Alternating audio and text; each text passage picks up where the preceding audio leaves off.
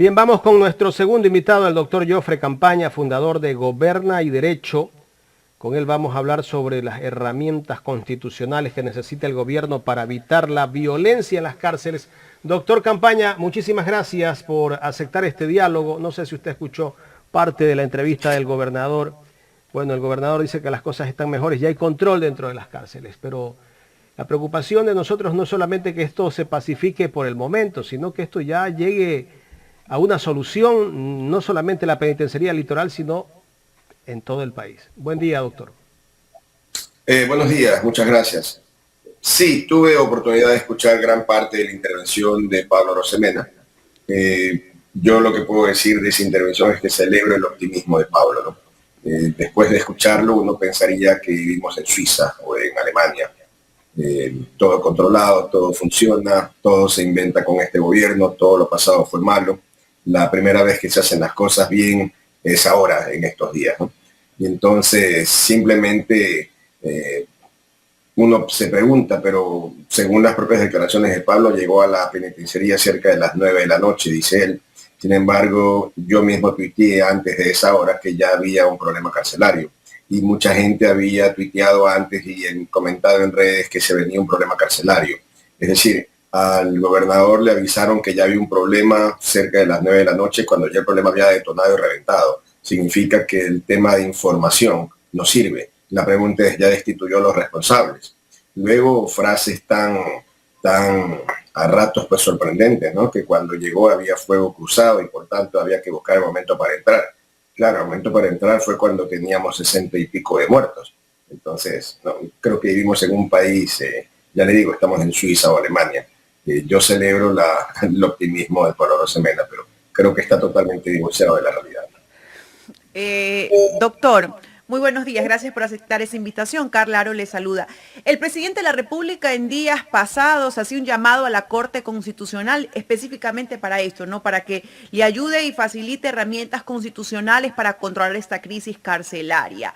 ¿Usted realmente cree que se necesita herramientas constitucionales para controlar esta crisis o que con las que tenemos tácitas y expuestas, aplicadas de una forma firme, podría controlarse la crisis carcelaria? El problema de la crisis no es un problema de la Constitución, no es un problema de resoluciones de la Corte Constitucional, es un problema de ineficiencia sistémica del sistema de rehabilitación social ecuatoriano, que ciertamente no empieza con Guillermo Lasso, que empieza muchos años atrás, desde el gobierno del presidente Correa, que se agudiza con el gobierno del presidente Moreno y que tiene ya niveles nunca antes vistos, ahora sí, en el gobierno del presidente Lasso. Entonces, este no es un problema de constitución, este es un problema de saber resolver las cosas. De lo positivo que dijo Pablo Arosemena, por ejemplo, la compra del escáner, me parece importante. La pregunta es, ¿y por qué no compraron el escáner a partir del día 25 de mayo? Digamos que el 24 se posesionó, ¿y por qué el 25 no empezaron con esto? Ya en el gobierno de Lenín Moreno hubo un levantamiento, hubo una masacre, y se sabía que no había escáner. Entonces, ¿qué pasó? Recién el gobierno se enteró con la masacre de septiembre que no había escáner. Esto demuestra una enorme ineficiencia. Entonces yo allí encuentro que hay problemas de bulto, ¿no? Como problemas de bulto son los que se derivan de la falta de conocimiento del equipo de asesores del presidente de la República. Mire, el día de ayer el presidente de la República firmó 2 decretos de indultos. Me voy a referir a uno de ellos. Primero, errores conceptuales.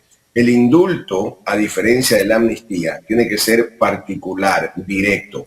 Se indulta a Juan Pérez, no un número de cédula tal. No hay indultos generalizados. No es que se indulta a las personas que reúnan tales requisitos. Así, no tienen idea de cómo funciona la institución del indulto. Número 1. Número 2. Indultan a las personas que se encuentren o que hayan cometido delitos contemplados en el Código Orgánico Integral Penal 383, 386. Muy bien, ¿cuáles son esos artículos? Conducir con llantas lisas. Es decir, todo un aparataje, un mensaje estatal. Hemos procedido al indulto para terminar con el hacinamiento y aquí indultan a los presos por llantas lisas. Yo no sé si habrá 1 o 2 en toda la penitenciaría por llantas lisas, porque no hay más. Y luego, en el otro artículo 386 son las contravenciones de primera clase que se sancionan con 3 días de prisión. Es decir, gente que, por ejemplo, conduce un vehículo sin portar su licencia de conducir. Si alguien lo toma preso, detenido, y lo llevan, lo juzgan y lo mandan a la penitenciaría, pues esa persona va a estar 3 días preso.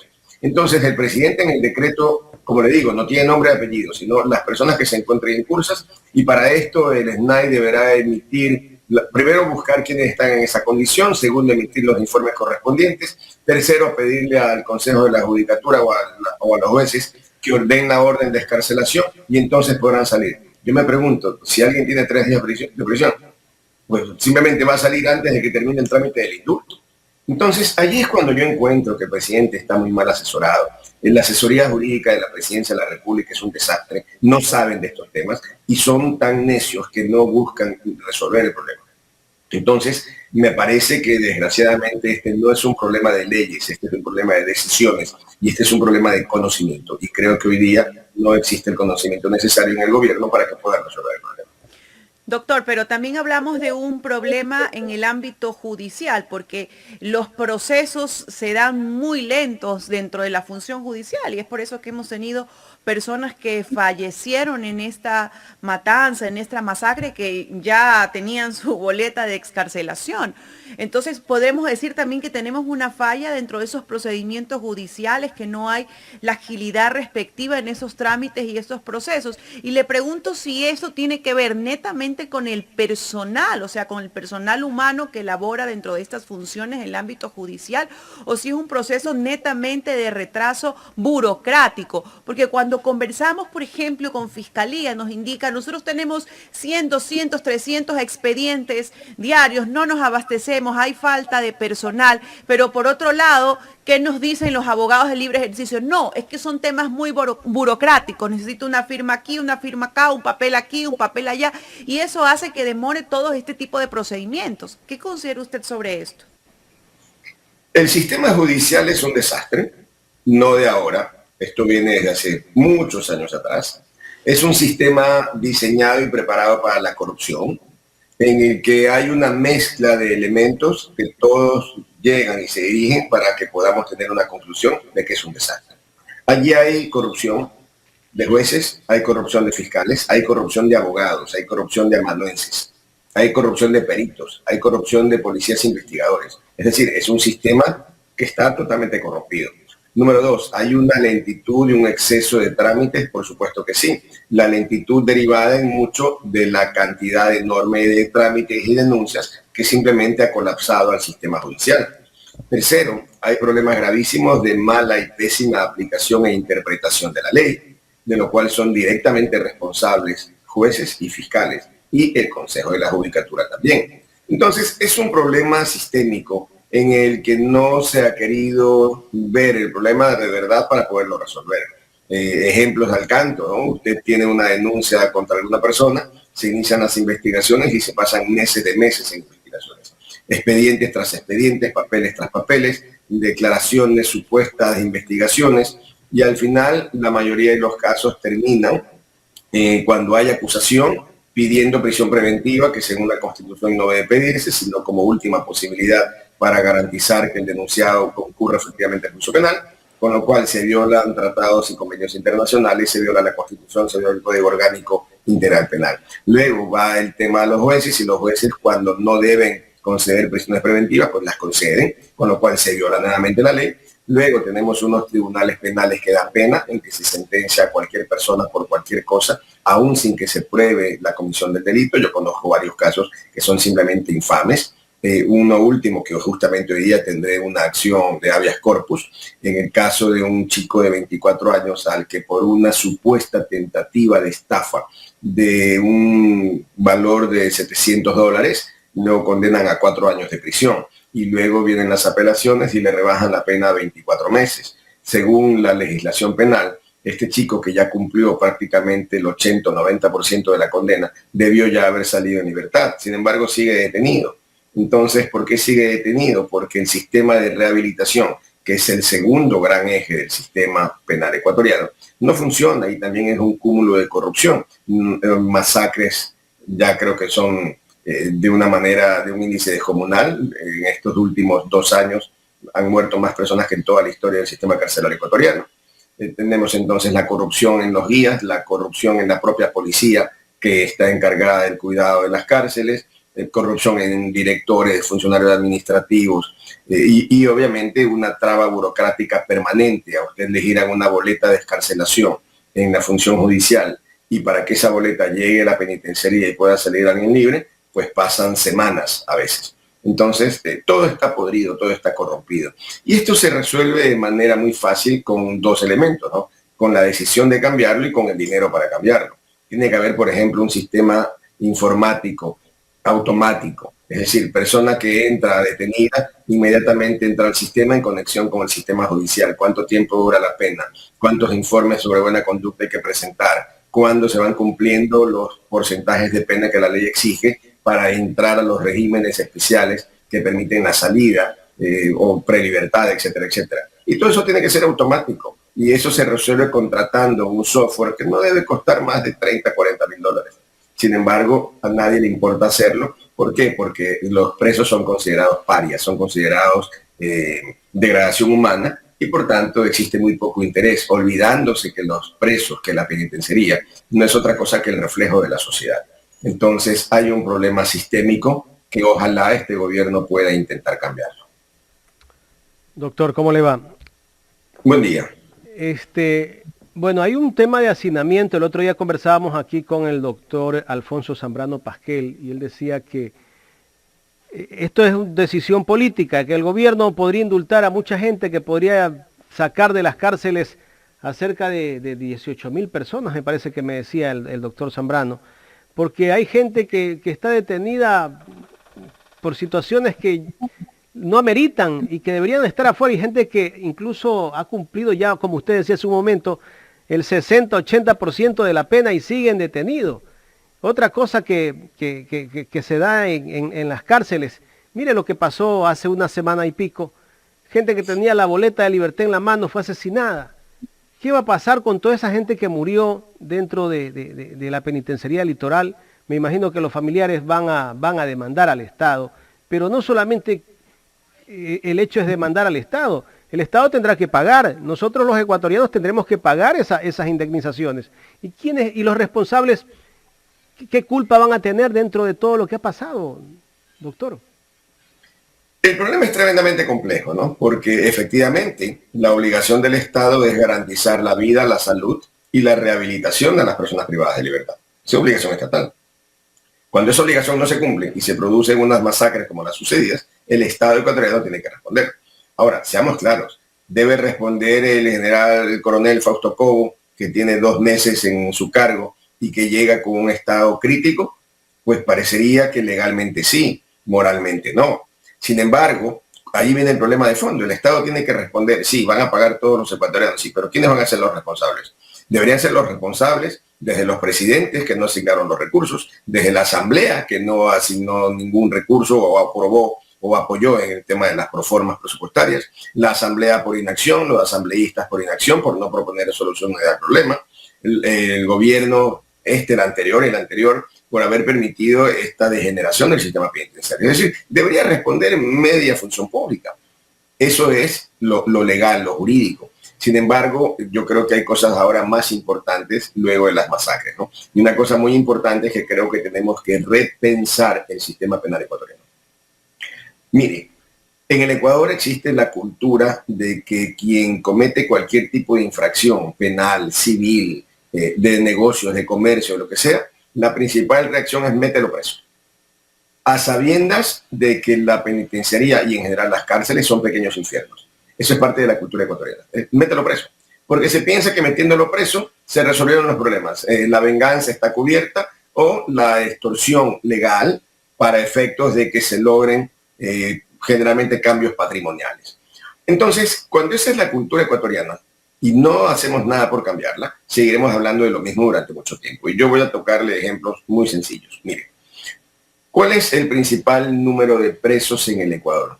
Personas vinculadas con el microtráfico. No son los grandes capos de la droga, ni mucho menos. Son personas que normalmente provienen de los estratos bajos de la sociedad, gente que no tiene educación en la mayoría de los casos, que no tiene acceso, en muchos casos ni siquiera a un colegio, mucho menos a la universidad. De estos estratos viene gente que no tiene opción a un empleo formal, no tiene opción de poner su propio negocio y que son víctimas en un momento dado de una oportunidad que se les presenta en la vida. Es decir, ¿cuál es la oportunidad que se les presenta ante situaciones de extrema pobreza? Mira, vende droga, trafica droga, 2 gramos, 3 gramos, 4 gramos, y con esto por lo menos comes. Entonces, los grandes capos reclutan a chicos de estratos bajos para que sean vendedores de droga. ¿Cuál ha sido la respuesta del Estado? La respuesta del Estado es, si consumes droga no te pasa nada, pero aquel que te da la droga para consumir, si es capturado, inmediatamente va preso. Automáticamente, es decir, allí no hay medidas alternativas, van a la cárcel. Entonces, ¿qué ocurre? Solamente le pongo un ejemplo cualquiera. Ocurre que se captura en el último año, en los 2 últimos años, a 10.000 microtraficantes. Muy bien, tenemos 10.000 microtraficantes en las cárceles.